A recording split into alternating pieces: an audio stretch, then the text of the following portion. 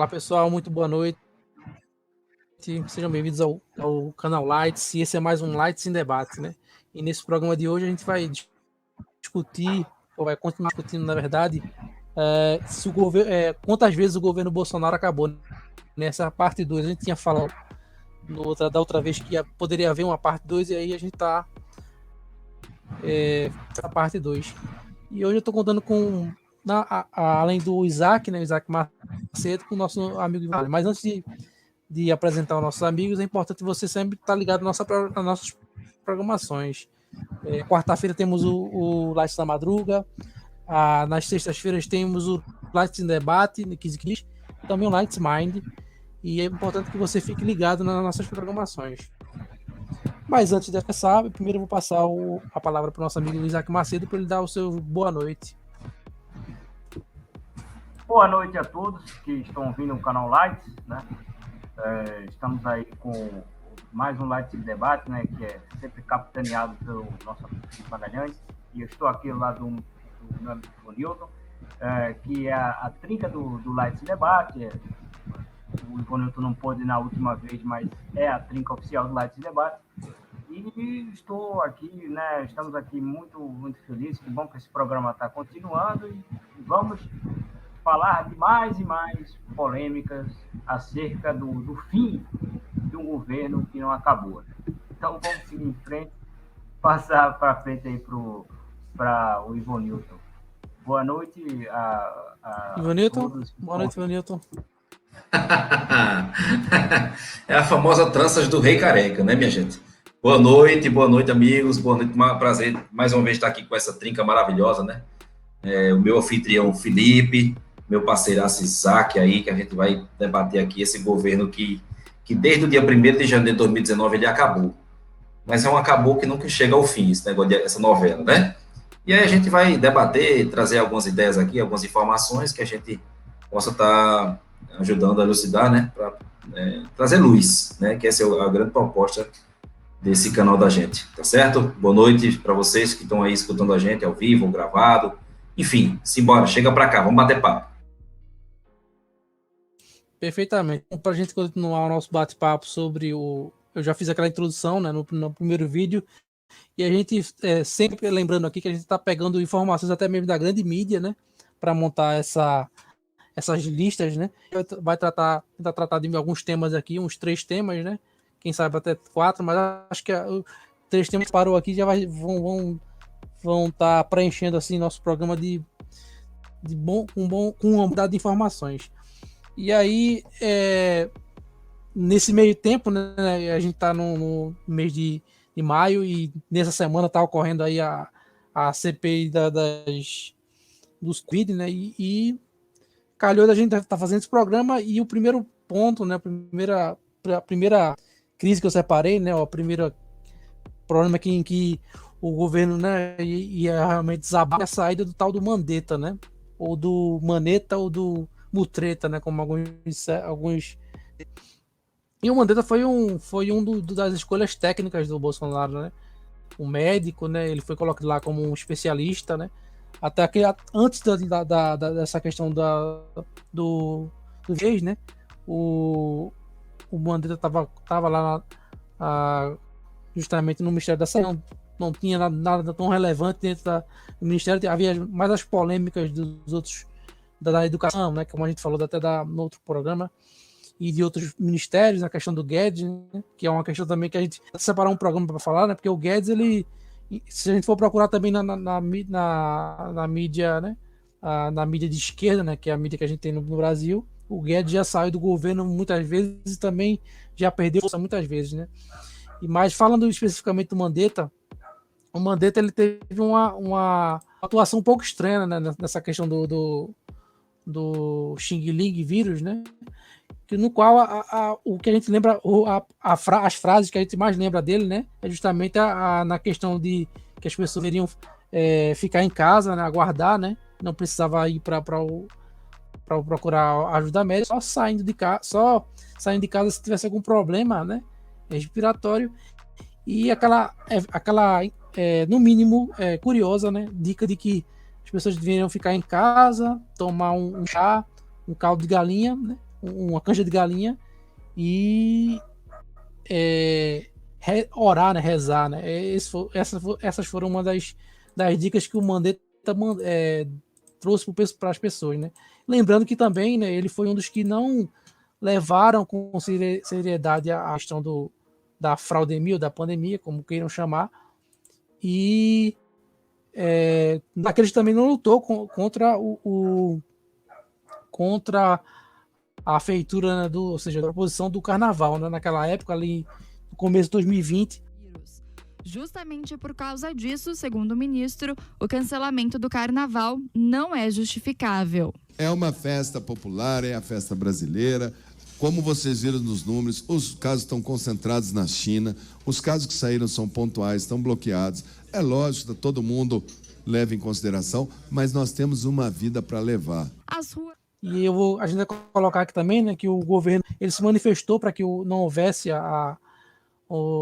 para que tivesse atenção, né, ou seja, declarou emergência em relação à questão do vírus, mesmo não havendo nenhum caso aqui, por mais que alguns, até a própria imprensa mainstream, ela tem matéria nesse sentido. E para a gente poder realmente rodar o assunto, eu passo a palavra para o nosso amigo Isaac. E aí, como é que você viu essa questão da saída do Mandetta? Ele fez um bom trabalho. O que é que chamou a tua atenção nessa atuação dele dentro da pandemia? Será que o Bolsonaro errou mesmo? E o Mandetta que estava certo era para ficar em casa mesmo, era para ter carnaval?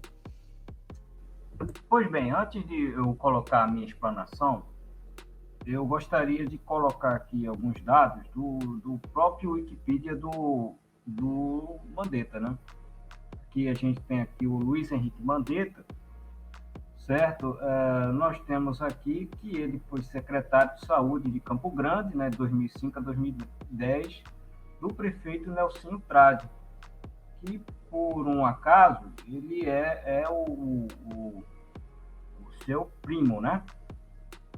E né, o parentesco dele. Nós temos aqui que ele foi filiado ao PMDB de 2003 a 2010 e do DEM de 2010 até hoje, né? Nós temos também que ele foi deputado federal por Mato Grosso do Sul no período de 2011, 1º de fevereiro de 2011 até 31 de janeiro de 2019, ou seja, trata-se de um político de uma carreira, né, relevante, né, uma carreira até extensa, né, de secretário de saúde e também filiado a um partido já há muito tempo, né, da vida partidária há muito tempo, e também ele foi deputado federal por 2 mandatos, ou seja, não foi um marinheiro de primeira viagem. Então, a primeira coisa que a gente tem que colocar sobre o Luiz Henrique Mandetta é que trata-se de um político, né, que tem a sua formação como médico, mas ele é um político. Sendo político, você poderia, sim, ter um lado bom, porque ele saberia mais ou menos das artimanhas do Mandetta, das artimanhas da política, né, que é importante. A gente pode ver até que seu sucessor não teve muito esse traquejo, né, porque era um cara extremamente técnico, mas também você poderia ter o lado ruim, porque ele poderia ter um interesse. E aí foi esse lado ruim que aconteceu, porque durante o período anterior à pandemia, eu acho que é até importante até averiguar, né, mas me parece que não teve nenhuma má gestão aí, né? Mas seria interessante averiguar, né? Porque o que acontece muito no Brasil é que a gente, quando é algo um período que não nos interessa, a gente deixa um pouco para lá. Mas vamos ver o que o Mandetta fez antes do período pré-pandemia, se ele fez um mau trabalho, pode até ser, ou se ele fez um bom trabalho, eu não sei. Estou colocando essa dúvida no ar para os ouvintes do Light Debate averiguarem. Mas, durante a questão da pandemia, ficou claro que em uma situação de uma doença nova, em que você não tinha evidências científicas para nenhum dos lados, a voz que ecoava dentro de uma margem mundial, né, que seria aquela voz que foi ecoada através da China, né, o Mandetta decidiu colocar. Mas, assim, ele que fala tanto da ciência, o cientista, os grandes cientistas da história foram aqueles que questionaram e que foram, através de seus conhecimentos, buscar as soluções para os problemas. E me parece que a ciência passou longe do Mandetta, porque numa situação de um país que é claramente uma ditadura, a gente até já discutiu isso no Light Debate, e com realidades diferentes, econômicas e até de estrutura política, como falei anteriormente, ele decidiu que o lockdown seria a melhor solução,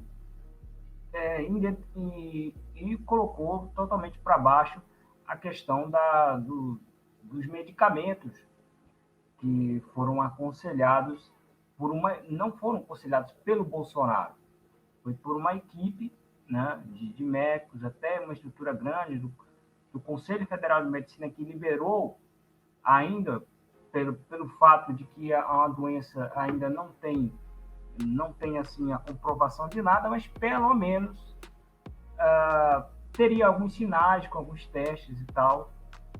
Eu acredito que isso seria bastante salutar numa sociedade que não estivesse com tanto aparato político, ideológico enfiado em todos os lugares, na mídia, na política, em todos os lugares.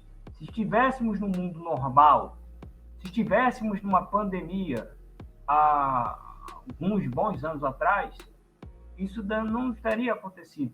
Não teria acontecido, porque, diante da ciência, isso poderia ser um experimento, porque medicamentos que têm tantos anos e tantos anos, com certeza os médicos eles sabem manipular as doses de forma adequada para que não tenha efeitos colaterais, né? Mas ele entrou nessa questão da política e, logicamente, você viu depois, ele na Globo e tal. De certa forma, para as pretensões dele, foi muito bom, porque ele se tornou um agente político de um deputado federal até pouco expressivo, mas ele foi, para um agente, né, político, um player político de até alguma relevância, embora não entenda que isso seja positivo, mas se a intenção dele era só ganhar dinheiro e poder, me parece que ele foi para o bom caminho, né? Mas se for pela questão dele ser uma pessoa realmente que preze pela verdade dos fatos, a minha opinião eu tenho direito de dar, eu acho que ele não foi para o bom caminho. Mas e aí, Ivanildo, o que é que você achou aí dessa condução do Mandetta, do Mutreta, né, na pandemia? Então, eu gostaria de falar algumas informações aqui que são pertinentes para acho que a turma entender, para depois a gente, inclusive, até pegar um gancho do Isaac aí, que ele foi muito oportuno. É o seguinte, vamos falar um pouco aqui de como é que se comporta, como é que um profissional médico, pelo menos eu vou falar da minha parte, né, que eu tenho um certo conhecimento e minha profissão, pelo estudo que tenho, minha profissão dá uma bagagem para isso, que é muito parecido com a parte de controle fitossanitário, né, que é a parte de controle sanitário, dos profissionais do agro e da saúde humana. Então, vamos lá, é o seguinte, quando você tem algumas doenças que elas são silenciosas, né? E essas doenças, elas não aparecem, né? Não expõem na epiderme, na tua pele, de maneira tão rápida, ou outros tipos de sintomas, por exemplo, um cansaço, uma febre, uma tosse, que ali você está... ali ela já chegou num ponto de colonizar a tua célula que geralmente essas patologias são todas parasitas, e elas são silenciosas e não te dão uma certa situação para você colocar algum tipo de posologia, de alguma receita, tá certo? Então, assim, pegando desse gancho de você não enxergar o que está acontecendo, pegando desse gancho, você tem que entender que é uma doença nova, né? Ele, como médico, ele quis tranquilizar naquele momento para evitar mais situações de como é que eu posso dizer a vocês? Situações atípicas, né? De medo, de pânico, né? E aí o que é que acontece? Ele apaziguou a situação, mas até então não tinha tantas informações naquela época ali, vamos falar de 1 ano atrás, no início de tudo, porque era um vírus, né? Que os médicos sabem quais são as estruturas de um vírus, porém, esse vírus em específico não tinha estudo, porque você tem que envolver bioquímica, os profissionais da bioquímica para poder investigar qual é a cadeia, toda a genético, toda a sequência, o gene, né, dessa estrutura de vírus, quando ela adentra no corpo, quais são os órgãos que ela mais vai atacar, quais são os anticorpos que o nosso corpo vai começar a fabricar para poder... Então, assim, o que eu quero dizer com tudo isso é o seguinte, se o cara não sabe quais são os sintomas, o que é que pode vir, se é uma doença silenciosa ou não, o cara, no mínimo, enquanto profissional médico, ele tinha que dizer o seguinte, gente, o que a gente pode, nesse momento, é o seguinte, enquanto profissional médico, e todo o meu corpo técnico que está aqui envolvido, o que a gente pode fazer, no mínimo, melhorem o seu sistema imunológico. Já que é uma doença silenciosa e a gente não vai saber quando é que vocês vão mostrar os primeiros sintomas, por isso a questão do fique em casa, para que fique claro aqui, amigos, porque realmente eu, enquanto profissional do agro, nunca posso recomendar um remédio, vamos colocar assim, um remédio na planta, se a planta está saudável, né? Mas, porém, entretanto, todavia, eu sei que tem várias doenças silenciosas e a depender do clima que está acontecendo, de alguma outra situação adversa que está acontecendo, eu já posso me precaver, não dando remédio, mas tentando fazer com que o teu sistema imunológico fique fortalecido todos os dias, porque certas situações de vitamina C, vitamina D, elas são muito fácil degradadas pelo teu organismo, então você tem que repor isso de maneira o quê? Diária. Então a questão do fique em casa, nesse primeiro momento, foi para achatar a curva, que nunca foi achatada, para poder entender melhor como é que esse vírus se comportava, até hoje não se entende, tem situações que as pessoas ainda estão, os profissionais ainda estão querendo averiguar e entender melhor para poder aplicar um remédio que realmente seja efetivo, e também a parte de você realmente não poder fazer uma posologia de uma coisa que você não está vendo. Por exemplo, o cara tá, vocês estão bem aqui, vocês estão todos bem, aí vai empurrar remédio assim, é isso que fique claro, é isso que tem que ficar claro. O negócio é que eu, na minha opinião, onde ele errou foi o seguinte, olha, não esperem ficar doente de tudo para que a gente possa fazer. Aí onde é que está o erro?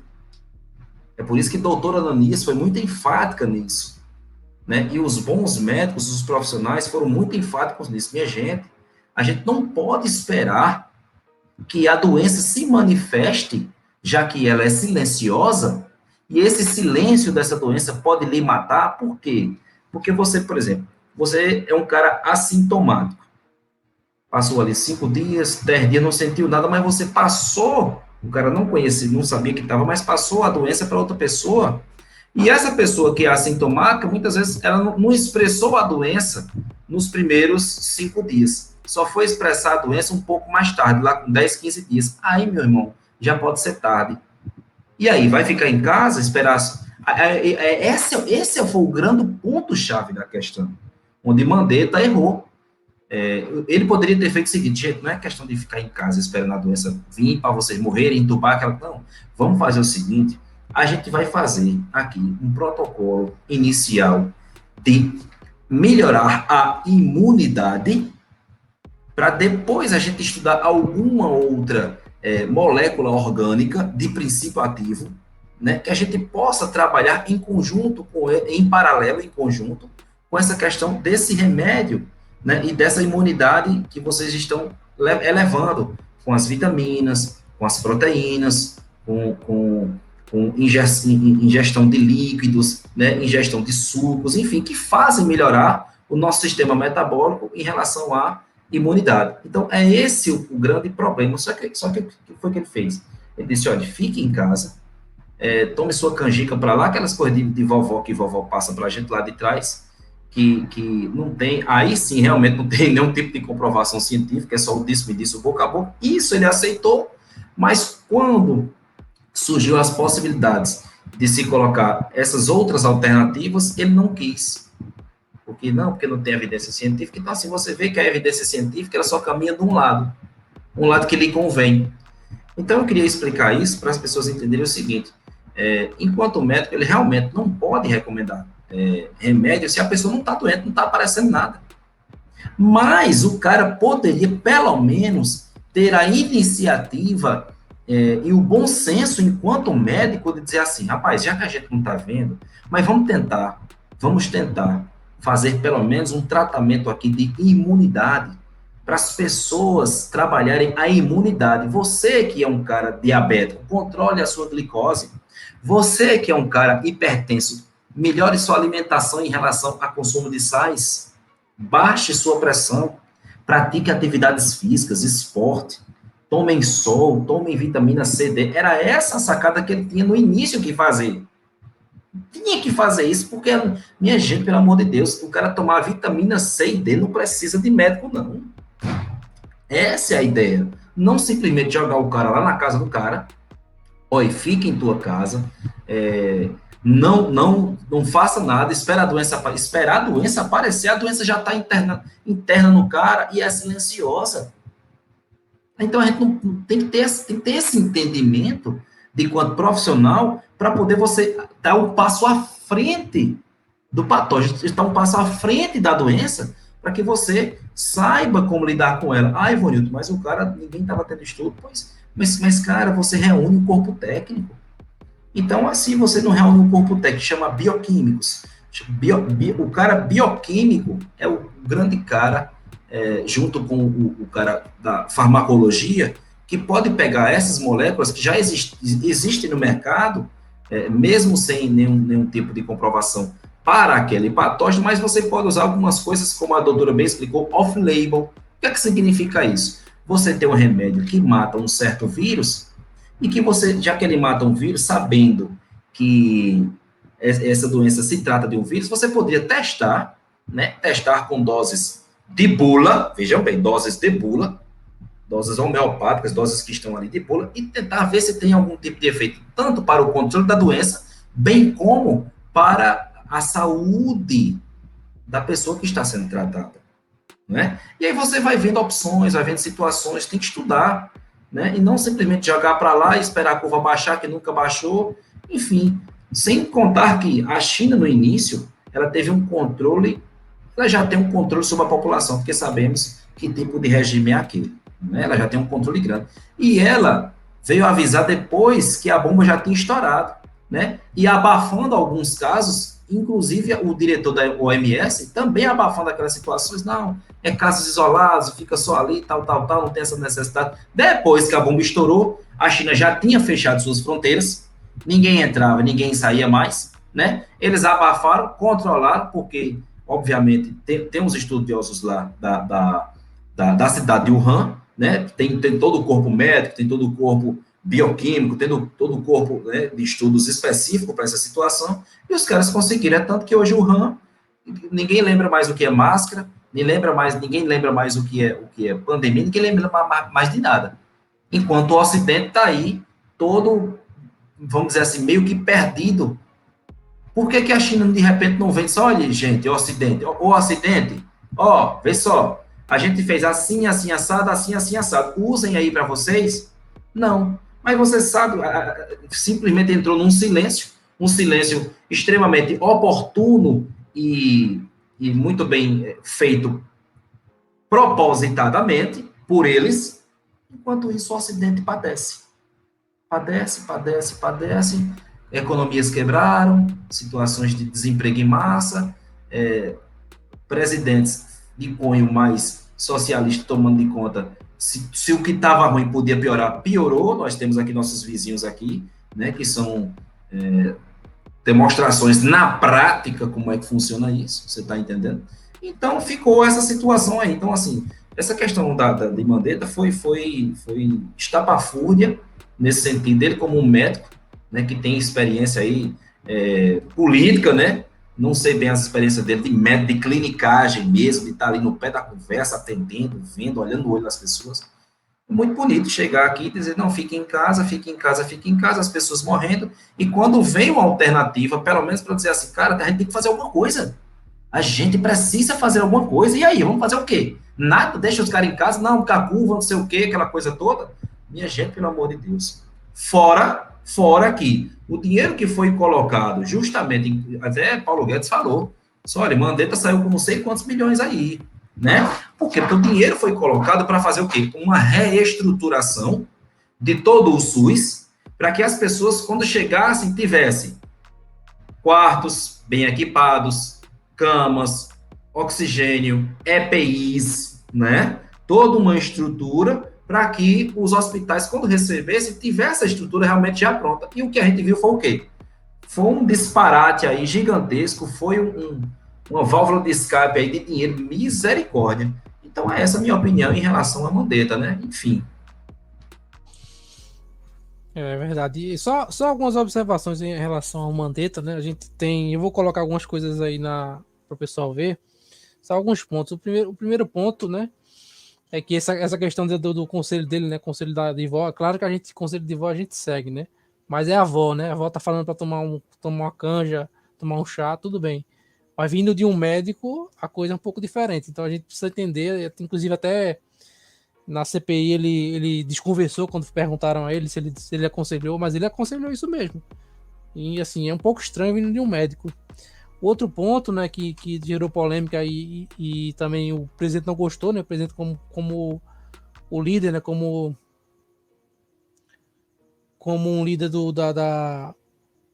dos ministérios, dos ministros, houve discordância, né, discordância sadia, mas também, assim, teve agora pegando aqui, né, de bate-pronto, eu vou colocar para vocês verem aí também, que o Moro, né, e o Mandetta, eles editaram medidas, né, se não me engano, foi uma portaria que eles editaram para que pudesse autorizar, né, o uso da polícia contra quem estivesse descumprindo a quarentena. E a gente sabe que a quarentena, enfim, essa questão do lockdown, né, que quando não funciona, não foi feito. Quando funciona, quando dá um resultado, foi o lockdown. Quando não dá, o lockdown não foi feito, né? Parece socialismo, né?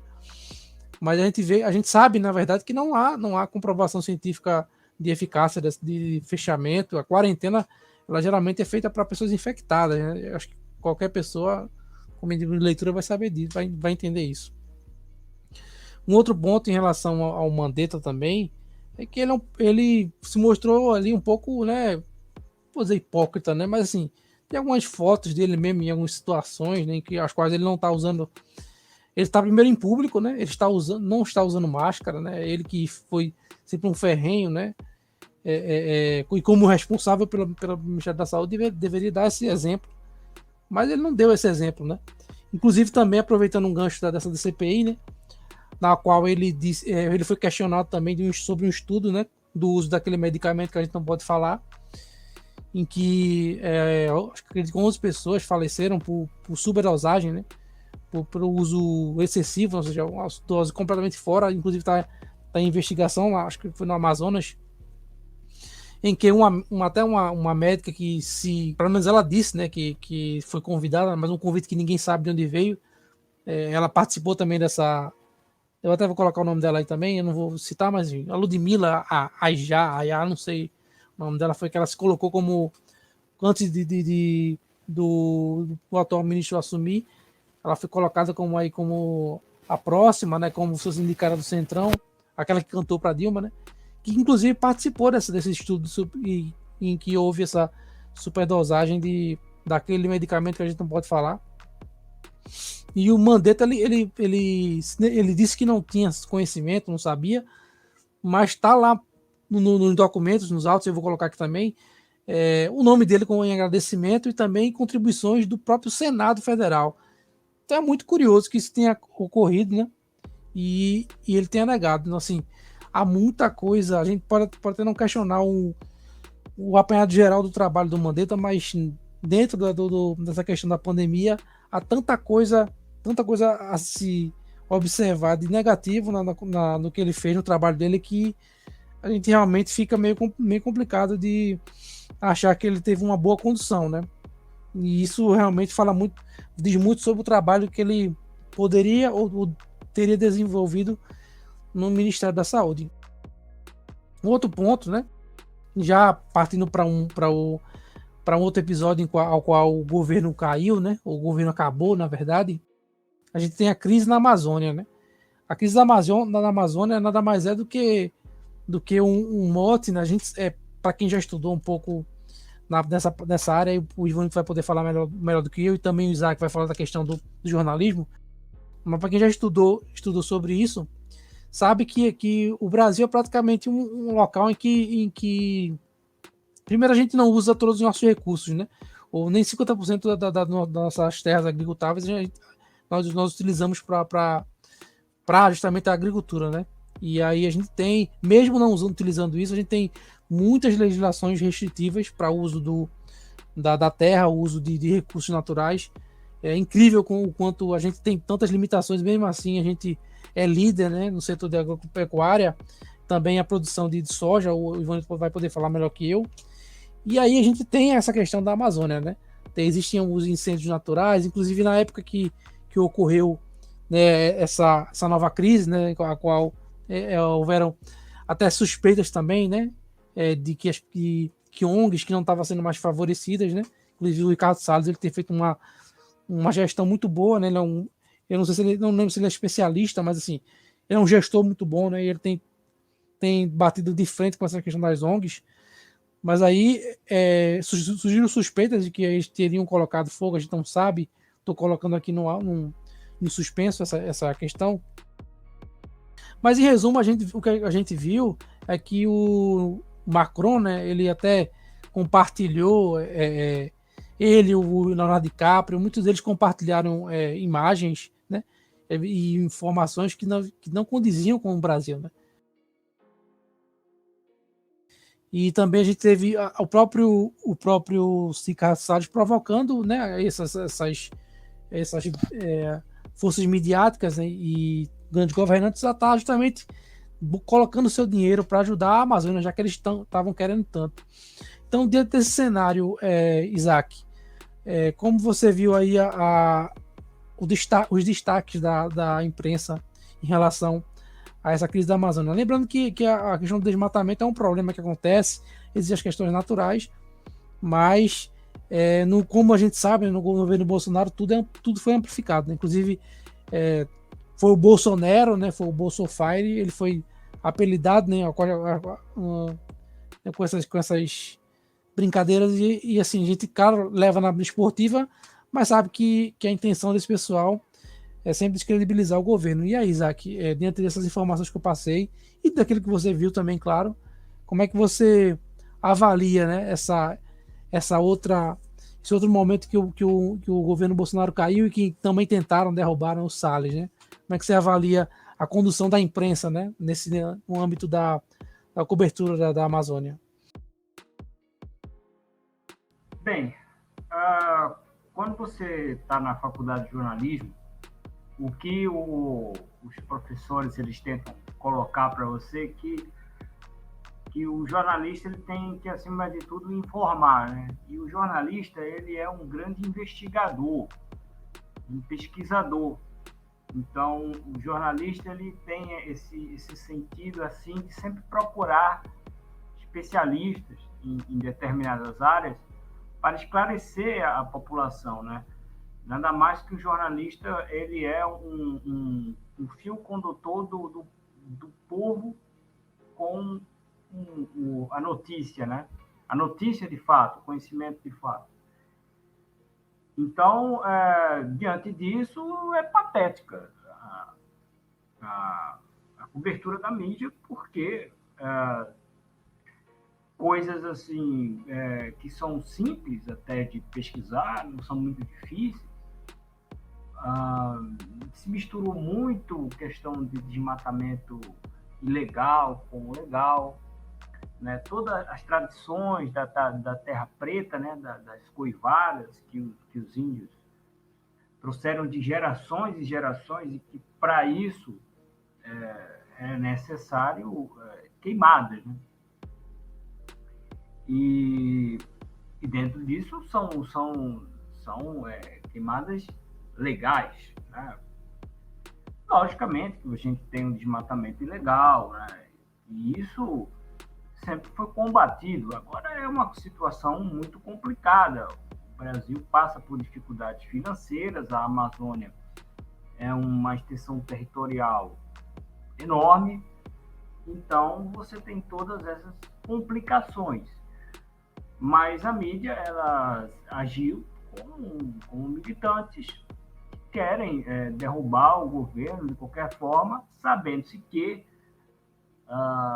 essas situações são situações corriqueiras, infelizmente, porque de outros governos isso já existia. No entanto, é preciso a gente colocar, né, que essas coisas elas já tinham essa forma, né, em todos os outros governos. Isso não é exclusividade do governo Bolsonaro. E outra coisa, uma coisa que eu gostaria até de colocar, uma coisa até que eu coloquei hoje no Twitter, e que foi o seguinte, talvez é porque as pessoas têm que pegar um pouco mais, ou as pessoas não estão interessadas, não sei. A questão é o seguinte: o Brasil ele sempre adotou uma postura internacional apelidada de soft power, né? Seria aquela postura mais branda, aquela postura das conversas, nunca entrar em conflitos, sendo que essa questão de você não entrar em conflitos, ela é até interessante, um certo ponto, mas depois, se você permanecer só nesse ponto, você acaba abrindo espaço para outros que não têm a mesma postura que você, ou que tem mais dinheiro que você, ou mais poderio bélico que você, e entrando no seu território. E aí, você não sendo honesto, no caso, ainda você ajuda esses agentes mais poderosos, esses entes mais poderosos. Então, o que acontece? Esse foi o caso da Amazônia, né? Porque você tem um Brasil que colocou legislações muito duras, concessões para terras de indígenas muito exageradas, e você coloca, através dessa política do bom mocismo exagerado, sem defender os interesses nacionais. Ninguém está dizendo aqui para brigar, não. É defender os interesses nacionais, né? Mas esses interesses eles não foram defendidos. O que acontece? Muitos e muitos países eles acabaram se filtrando e buscando recursos da Amazônia de forma ilegal, né? Com isso, o governo Bolsonaro, ele atacando sobre certos pontos, tentando defender os interesses nacionais, ele foi atacado. E aí você utiliza essa política do soft power para você poder ludibriar a população. Puxa, a gente sempre foi tranquilo, a gente sempre foi gente boa, a gente nunca brigou com ninguém, então esse cara querendo brigar. Mas enquanto esse cara está querendo brigar e tirando o fundo da Amazônia, ele não está fazendo uma boa gestão, está tendo um monte de queimada, ou seja, você consegue utilizar toda essa narrativa diante de problemas muito mais profundos, tá? E isso daí são problemas que têm uma profundidade ainda maior que nem foi colocada ainda. Até posso pesquisar mais para frente a respeito e vai encontrar mais coisa ainda, né? Vai encontrar mais caroço nesse angu, mas a gente já sabe do que acontece, né? Então assim, diante dessa situação, a cobertura da mídia foi patética, não foi uma cobertura realmente informativa, uma cobertura que a gente realmente poderia ter uma solução e poder, assim, enfim, encontrar os pontos positivos e até negativos, por que não, da gestão, mas de forma muito mais ordenada e honesta. Então, passo a palavra para você, Felipe, fique à vontade. Sim, aí é bom o Isaac colocou alguns pontos em relação à imprensa e só para fechar algumas coisas assim que da pequena introdução que eu fiz, é importante a gente ter algumas coisas em mente, né? O primeiro ponto, que é uma coisa básica, eu digo básica, eu não estou querendo menosprezar quem não sabe, mas assim, tipo, a Amazônia, né, ela não é o pulmão do mundo, né? Ela não, o volume de oxigênio que ela produz, ela mesmo consome. Então, quem regula a temperatura, né, enfim, e produz é justamente os mares. Então, assim, a gente tem algumas ideias que não são nem, vamos dizer assim, não é falta de conhecimento, é justamente direcionar as pessoas a acreditarem em coisas, as coisas elas não vão buscar, como a gente sempre tem colocado aqui, que a gente tem que, quando você se depara com um tema, né, é importante você se aprofundar, você pesquisar. Claro que a gente aqui tem coloca no máximo uma hora e pouquinho para conversar sobre os temas, mas é importante você ler um pouquinho antes, para pelo menos ter uma ideia daquilo que você está falando.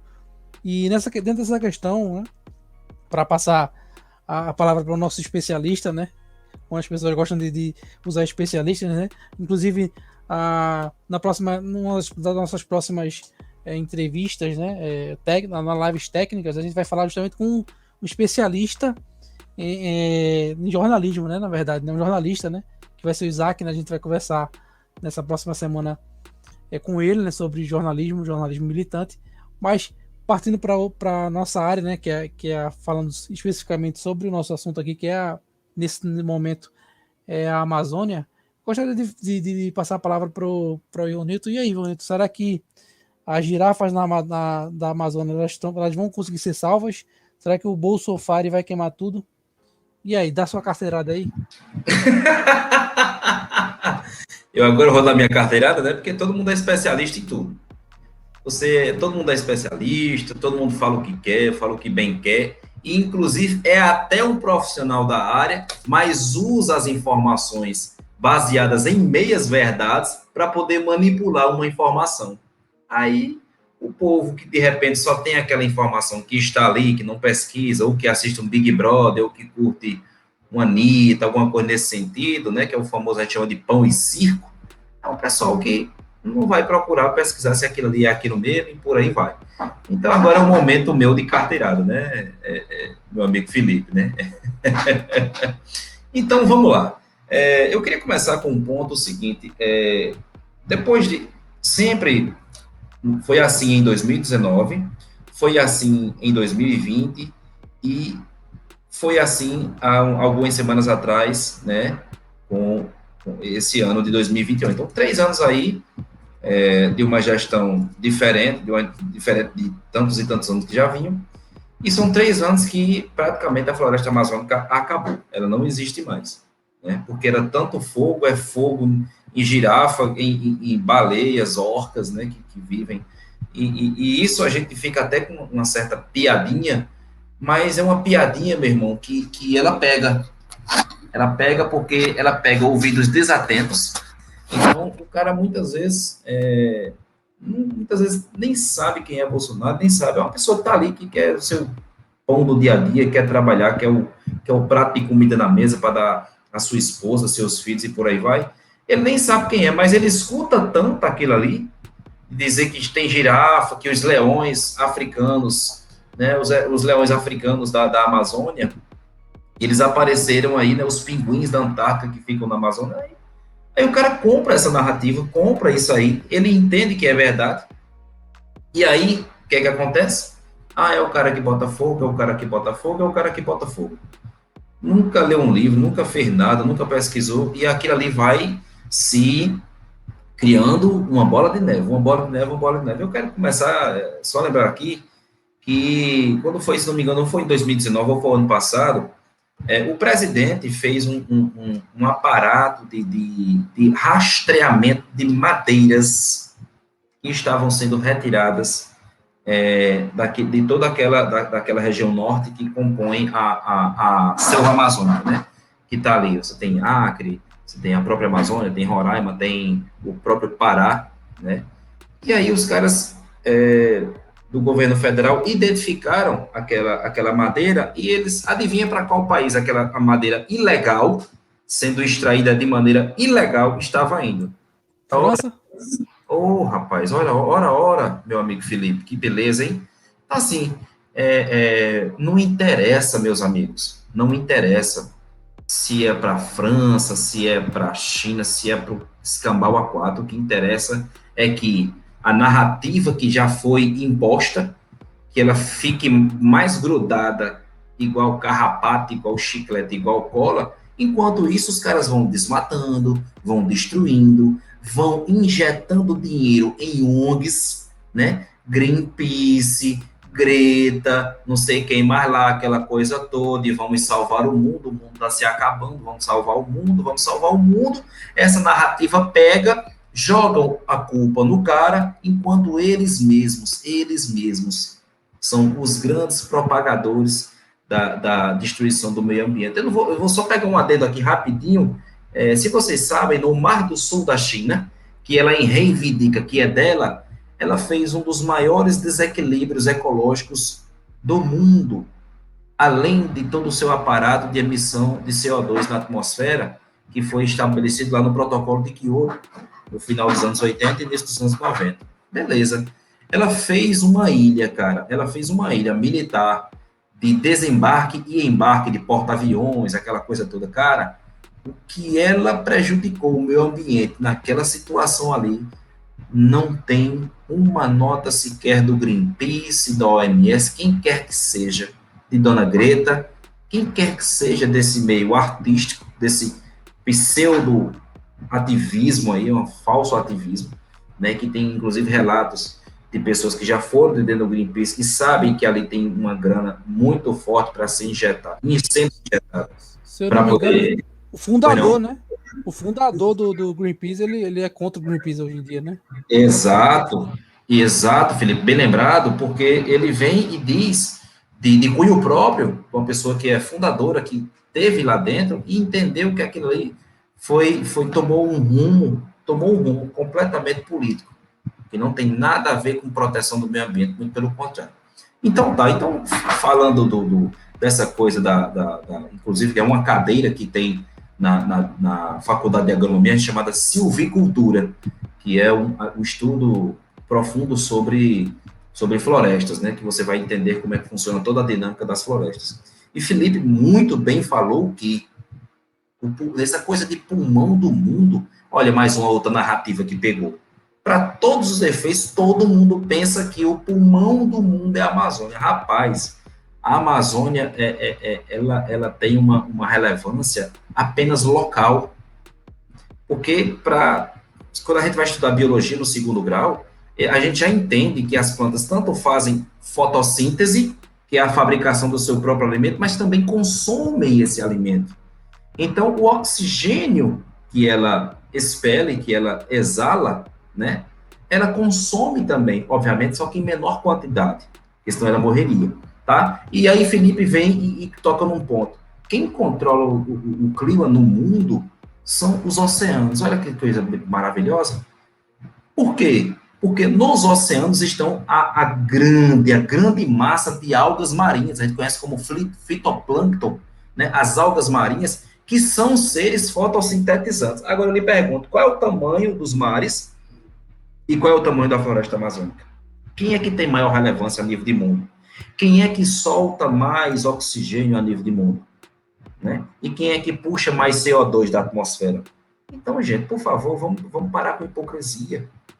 Vamos parar com hipocrisia e você junta informações técnicas dessa parte de meio ambiente, de clima, essa coisa toda, junto com o que Isaac bem falou. Toda uma narrativa imposta pela imprensa.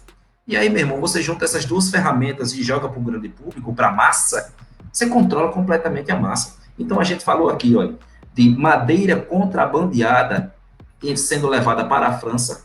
Nós falamos aqui de ONGs totalmente enviesadas, que só querem saber dessa floresta nossa amazônica aqui, né? E por que isso tudo? Por que essa classe artística, que tanto se fala que são especialistas, que dão entrevista, aquela coisa toda, não sabem o que é uma molécula de água, uma molécula de CO2, uma molécula de oxigênio, não sabe o que é que se faz, não sabe nada. Aí vem falar esse monte de coisa, sabendo que a nossa agricultura, ela, a nível de tecnologia e segurança alimentar no sentido de realmente poder ter quantidades em toneladas ano de produtividade, principalmente nos nossos commodities, que são o milho, a soja, seguido de perto por outros grãos também que estão aí, e você tem a parte de HF, né, que é a hortifruticultura, a parte de floricultura também, enfim, você tem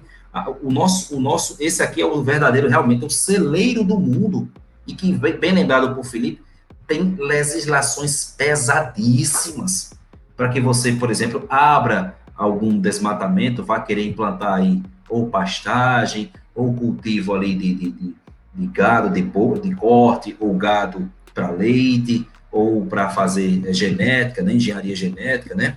Enfim, então você tem todo uma legislação em cima disso que é muito forte, minha gente. Então não é só assim chegar, desmatar, não. Tem IBAMA pelo meio, né? Tem as situações aí da própria Embrapa, né? Que ela faz esse monitoramento, tá certo? CMBio também, né? Tem uma atuação. Perfeito, Isaac, bem lembrado. Então, assim, é muito burocrático essa coisa, não é só chegar a derrubar, não. Então, assim, você percebe que tem alguns interesses por trás, meio que obscuros ali. O que é que acontece? Se a gente pegar os números de fato, esses últimos 3 anos aqui foram os anos de menores situações de desmatamento, seja de maneira legal ou seja de maneira ilegal, né? Porque essa questão de atear fogo é até uma prática, ela é uma prática obsoleta, antiga, mas que muitas pessoas ainda fazem para poder você desmatar rapidamente, né? Para você poder fazer aquela limpeza ali. E uma fagulha daquela, quando o clima está seco e quente, rapaz, ela se espalha muito rapidamente, aí foge do controle, né? E, inclusive, o que eu já vi o próprio Ricardo Salles, ele fazendo campanhas de instrução dessa questão de você poder saber fazer uma questão, não pelo parte do fogo, mas por outras metodologias para você poder fazer a questão das coivadas que eu expliquei, não foi, Zonilton? Perfeito, exatamente, muito bem lembrado, viu, Isaac? Bem lembrado mesmo. Então, assim, você percebe que é todo um jogo de narrativas, enquanto a verdade dos fatos, ela se oculta, né? E a verdade, que é baseada em fatos, ela é muito oportuna, cara, e tem muitas informações maravilhosas. Aqui, eu só citei a ponta do iceberg, né? Que, inclusive, se você tem que pegar ali no site da Embrapa, amigos, você pode pesquisar lá, área em desmatamento e área cultivada no Brasil. Você vai ver que a área cultivada no Brasil, de todo esse território gigantesco brasileiro, se não me engano, porque eu não tenho esse dado aqui agora, mas se não me engano, ela se aproxima dos 30% de área cultivada. Ou seja, 70% é de área nativa, é de partes urbanas, né? Então você tem uma grande parte ainda que está que pode ser explorada sem problema nenhum. E vejam, com o advento da tecnologia e a engenharia genética, a ideia é que você consiga produzir mais no mesmo espaço que você já tem o teu pomar, de laranja, de soja, de uva, de manga, de limão, de batata, beterraba, arroz, feijão e por aí vai. Essas são as tecnologias que vêm para nos ajudar, entendem? Então essas informações que não chegam no grande público, só chegam realmente para quem é do meio, né? É importante a gente fazer essa divulgação aqui. Perfeito, Ivonito. E, assim, alguns detalhes, né? A gente tá, como eu reforcei, eu falei, o Ivonito reforçou, as nossas leis ambientais são muito rígidas. E se você pesquisar um pouco sobre isso, você vai ver que tem muita coisa que vem de fora, né? Não é à toa que, por exemplo, aqui no Brasil, só para fugir um pouco da questão da ambiental, né? Ou a gente tem um grupo de deputados que trabalha aí, né, com as relações com a China, e somados, se botar mais uns 30 ou 20, eles praticamente aprovam projetos, assim. Então, você vê que tem muita gente comprometida com interesses alheios, né? O pessoal até escutava o Enéas falando, né? E aí alguns falam que o Enéas é nacionalista, praticamente de esquerda, né? Porque ele tem aquela coisa das nossas riquezas e tal. Só que, na verdade, a gente tem muita gente trabalhando para fora, na verdade. Muita gente trabalhando para que os interesses de fora, né, de alguns países, como a França, por exemplo, que a França tem essa questão, inclusive o Macron está sofrendo pressões, né, sofreu pressões em relação aos agricultores, né, que as pessoas não têm dimensão, né, o trabalho que a Embrapa faz, por exemplo, na questão da agricultura, né, enfim. O nosso trabalho de engenharia aqui, né, é muito sério, da agronomia é muito importante para o mundo e é muito significativo. A questão da soja mesmo, né, do milho também, que é utilizado em vários segmentos. Então, assim, o problema todo aqui no Brasil é que tem muita gente de dentro sabotando. Inclusive, a gente chega a ver até, vou colocar aí também, jornalistas pedindo intervenção, cutucando a Greta Thunberg, né, que é uma menina que parece que não vai para a escola, né, tem algumas dificuldades aí, doença, mas não vai para a escola, não estuda, e aí também economiza, não quer poluir, mas também utiliza navio, avião, enfim. É uma pessoa um pouco confusa, né? Então a gente está chegando no final do programa, né? Eu queria primeiro desejar uma boa noite para o nosso amigo Isaac, nosso amigo Vonilton, mas pedir que eles dessem suas considerações finais. Lembrando que a gente está no segundo programa sobre quantas vezes o governo Bolsonaro caiu. A gente conseguiu tratar 2 assuntos hoje, porque foram assuntos muito ricos, mas provavelmente a gente vai ter mais partes, porque afinal de contas o governo ainda tem muitas coisas que já aconteceram, que vão acontecer, né? Mas primeiramente o Isaac, né? Quais são as suas considerações finais, Isaac? No final das contas, a gente falou sobre assuntos muito, muito pesados, né? Essa questão da saúde, né? Que a gente está vendo aí, que realmente é muito, muito forte, né? Nesses últimos períodos, por conta da pandemia. E a questão também da Amazônia, né? Porque é um celeiro importante de riquezas que nós temos. E na história é muito fácil. A gente pode ver a história da África, por exemplo. Quanto a África é rica em recursos naturais e quanto certos países deixaram que eles realmente pudessem defender o seu território, suas riquezas nacionais e pudessem prosperar de forma ordeira, de forma correta. Não deixaram. E no caso da Amazônia não tem sido diferente. Você vê um governo que tenta defender os interesses nacionais e é atacado profundamente, né? E a gente viu tudo isso. Então, nesses dois temas, acredito que nós conseguimos trabalhar assuntos bem relevantes, né, nessa uma hora, né, que a gente pôde bater um papo, e acho que muitas coisas virão, porque não há honestidade no debate, tá? Não estou falando aqui pessoalmente de ninguém. Estou falando que o debate ele é desonesto, e se alguém dessas pessoas colocarem a cabeça no travesseiro, aliás, elas certamente colocam todo dia, toda noite, né, antes de dormir, essas pessoas vão ter questionamentos muito grandes. Ou não, se essas pessoas estiverem totalmente corroídas pelo mal.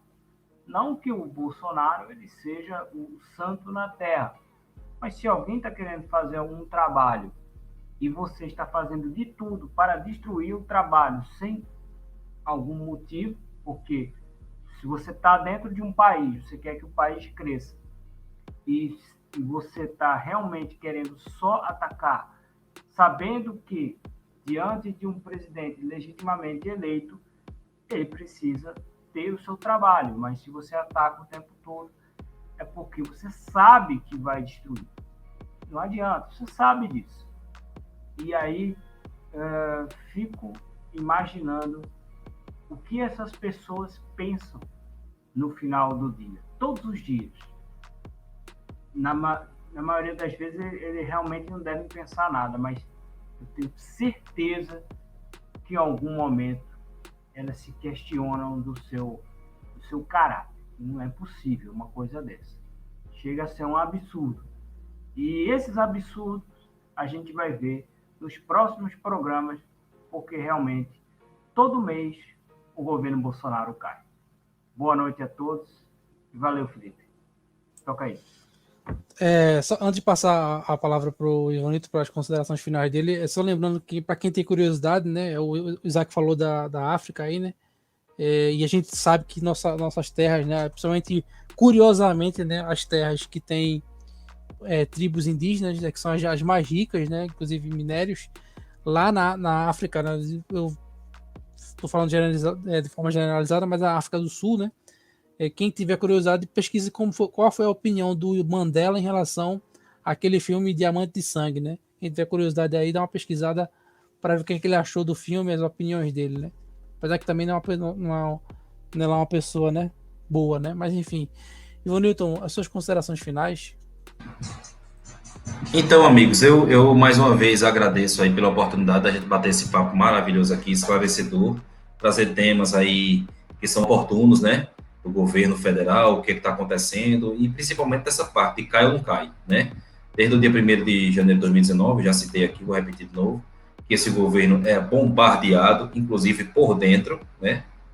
Informações que vazam, ministros que não trabalham de acordo com as pautas que são pré-estabelecidas, e a gente viu aí o caso, né, de alguns ministros aí que infelizmente não se adequaram a algumas situações, né, enfim, e aí você vem com narrativas, né, o jogo aí de narrativas, o jogo aí de palavras, de colocações que vem a denegrir, né, a imagem desse governo, e infelizmente aí a situação é essa. Mas graças a Deus a gente observa que o governo segue firme, segue forte, muito bem estruturado, muito bem pautado, muito bem organizado em suas situações e ações, mantendo realmente o que aqui as urnas pediram em 2018, né? E eu agradeço mais uma vez a presença dos amigos aqui, por terem me convidado também, e até a próxima, né, gente? Tem uma ótima semana aí de condução dos seus trabalhos, e a gente vai se falando quando tiver os próximos programas, tá certo? Obrigado aí, gente, Canal Lights, mais uma vez com vocês aí, trazendo aquelas informações muito oportunas. Até mais, um abração. É isso aí, pessoal. Boa noite a vocês. E nos acompanhem nas redes sociais, né? Nossas redes vão estar aí na descrição.